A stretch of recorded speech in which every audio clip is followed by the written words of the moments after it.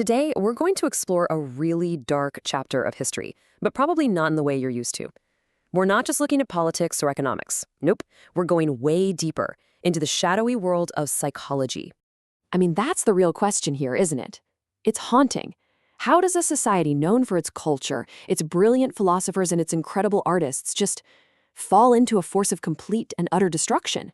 It's a question that has baffled people for generations.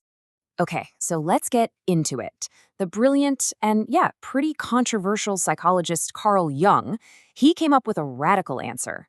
He basically said, look, if you really want to understand what went down in 20th century Germany, you've got to look past the historical facts and peer into the hidden, shared mind of its people. So we're going to break this down almost like a play in 4 acts, and that brings us to Act 1, A Shadow over Germany. This is where we'll set the stage and look at the psychological landscape that Jung thought could actually shape a nation's destiny. Now, to get on Jung's wavelength, you first have to understand this core concept of his, the collective unconscious. You can think of it like, well, like a kind of psychological software that we all inherit.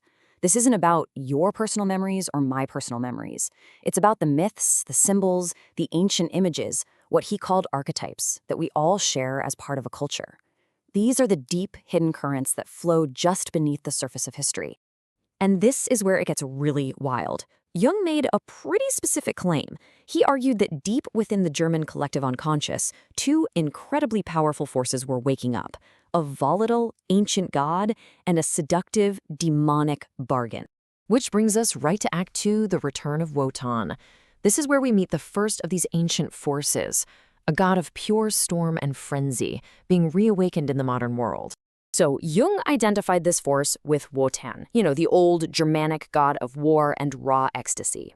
But, and this is super important, he wasn't talking about religion here, not at all. For him, the Wotan archetype was a psychological reality. It's this raw, irrational, explosive energy, a force that puts passion way above reason and action above any kind of reflection. So here's the key takeaway. Jung looked at the rising political fervor, the massive rallies, the almost ecstatic crowds, and he saw all of it as proof that this dormant archetype was dormant no more.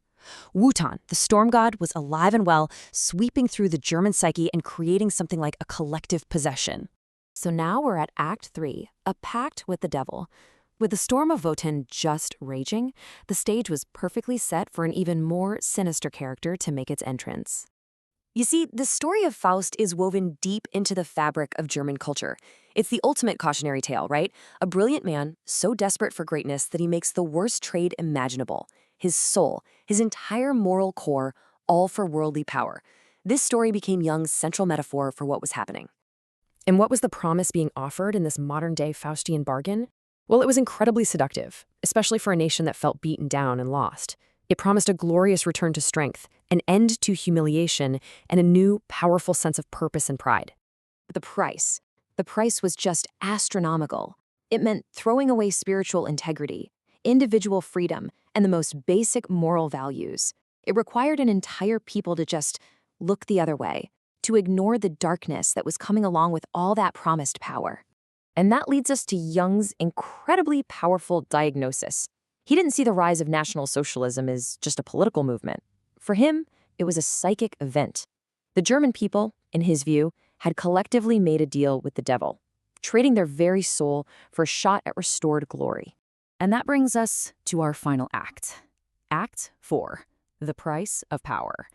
This is where these 2 massive forces, the storm god and the devil's bargain, finally collide. This right here, this is the heart of Jung's entire argument. The wild, irrational frenzy stirred up by the Wotan archetype just completely overwhelmed reason. It created this psychological storm where a catastrophic deal didn't just seem possible, it seemed necessary.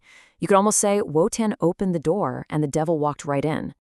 So let's just break down this tragic trade. On one side of the ledger, you have the perceived gains, a feeling of strength, a huge surge of national pride, and a brutal kind of order.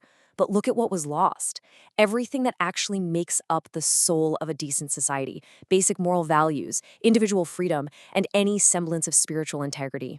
What a terrible, terrible exchange. So what's the bottom line from Jung's pretty grim analysis?